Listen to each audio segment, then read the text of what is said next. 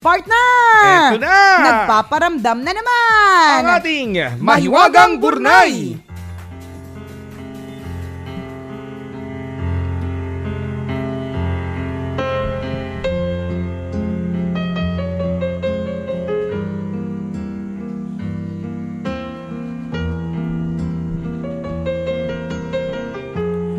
Nung bata pa ako ang assistant ni Papa pag may kinukumpuni siya sa bahay.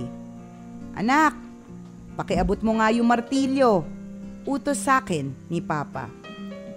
Kahit gawaing panlalaki ay sinusunod ko pa rin. Si Papa dahil masaya ako pagkasama siya. Hindi gaya ng ibang mga tatay, lagi lamang siyang nasa bahay. Hindi ko siya nakita na nagbe-beer house o gumigimik kasama ang mga barkada niya. Lagi niyang inuuna ang pamilya niya. Pagtungtong ko ng college, lagi akong tinatawagan ni Papa sa boarding house. Anak, miss na kita. Kailan bang sem break mo? Gustong gusto na kitang makasama, sabi ni Papa. Lumipas ang maraming taon. Nagkatrabaho na ako at nakabili ng sarili kong bahay. Si Papa pa nga ang nagpinta nito at nagtiyagang magtrabaho ng ilang linggo sa ilalim ng sikat ng araw.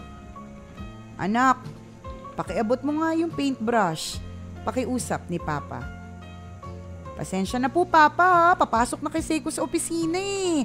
Magpatulong ka na lang po dun sa houseboy. Sagot ko sa kanya. Makalipas ang 4 na taon ay dumalaw si Papa sa bahay. Gumawa siya ng duyan para sa kanyang mga apo. Nak, busy ka ba? Baka pwede naman tayong magtsaa. Tagal na nating hindi nakakapag-usap eh, sabi ni Papa. Hindi ko pa rin napagbigyan ng hiling ni Papa dahil may business trip ako ng araw na yon. Pero nangako ako kay Papa at sa sarili ko na pagbalik ko ay maglalaan na talaga ako ng oras para sa kanya. Makalipas ang ilang araw ay nakatanggap ako ng tawag. Mariel, ang papa mo, wala na. Inatake siya sa puso kaninang umaga, sabi ni Mama. Sa pagkamatay ni Papa ay natutunan ko kung gaano ko karamot sa kanya. Kung maibabalik ko lang sana ang dati naming pagsasama, kaya lang, huli na. Oh.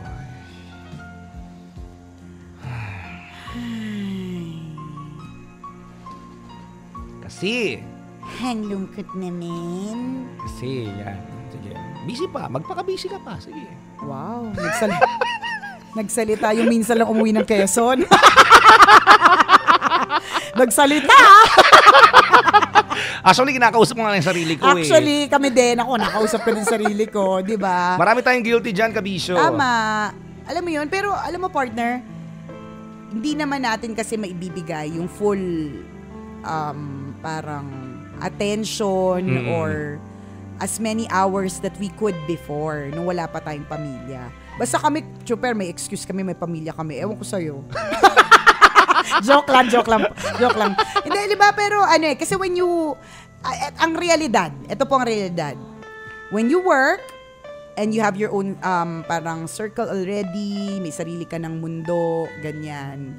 Talagang nagkakaroon ka na ng nag-widen yung horizon mo. So, you have less time for your parents, ganyan. So, hindi naman natin masisisi yun kasi nga may sarili ka na talaga mundo, 'di ba? Pero wag din nating kakalimutan, 'di ba? Na maglaan ng oras. Kasi what if gusto mong maglaan pero huli na ang lahat. Totoo yan. Kumbaga, ang kwentong ito ay panawagan sa mga kagaya po namin na talagang sobrang busy magtrabaho. Malamang kayo rin mga kaibigan na sobrang... mga alipin ng salapi, ganyan. Yan, di ba? Lahat ng mga pwedeng pagkakitaan gagawin. Pero minsan kasi nakakalimutan natin yung quality time na tinatawag natin sa ating pamilya.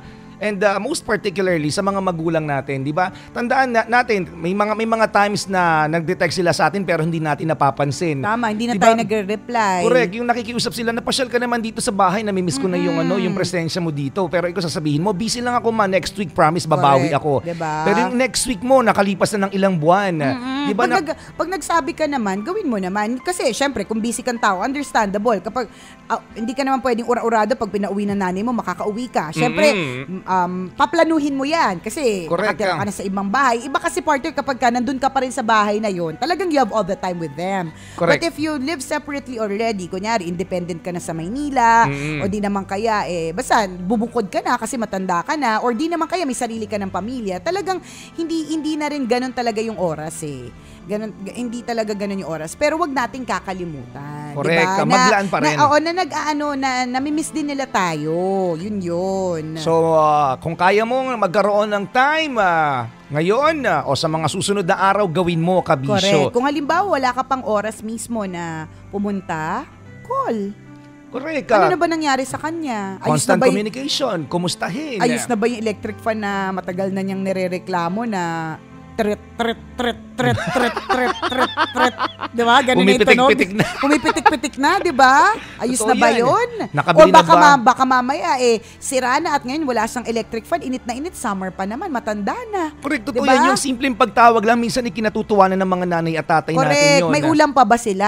Correct. Nabili na ba ng nanay mo yung paborito niyang duster o yun pa rin? Tama. Diba? Mga ganun. Hindi na kailangan puntahan agad kung wala ka naman talagang oras. That's understandable. Hindi ka naman pwedeng i-judge. May trabaho ka rin, di ba? May pamilya ka din tupagin, di ba? Correct. Pero check on them every now and then. Check on them every day. Correct. Di ba? Paalala mga kaibigan na importante po ang ating pamilya. Kung importante ang trabaho natin, na syempre importante din po ang ating pamilya. Tama. Family first. Correct. Thank you, Maywagang Burnay. Isa na namang napakagandang kwento ngayong araw na ito.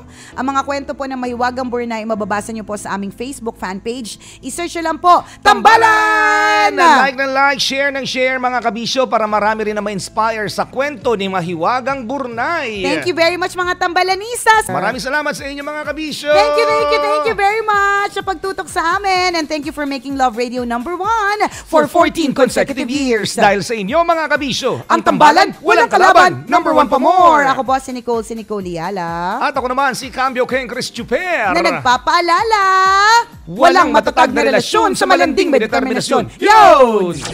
Yun!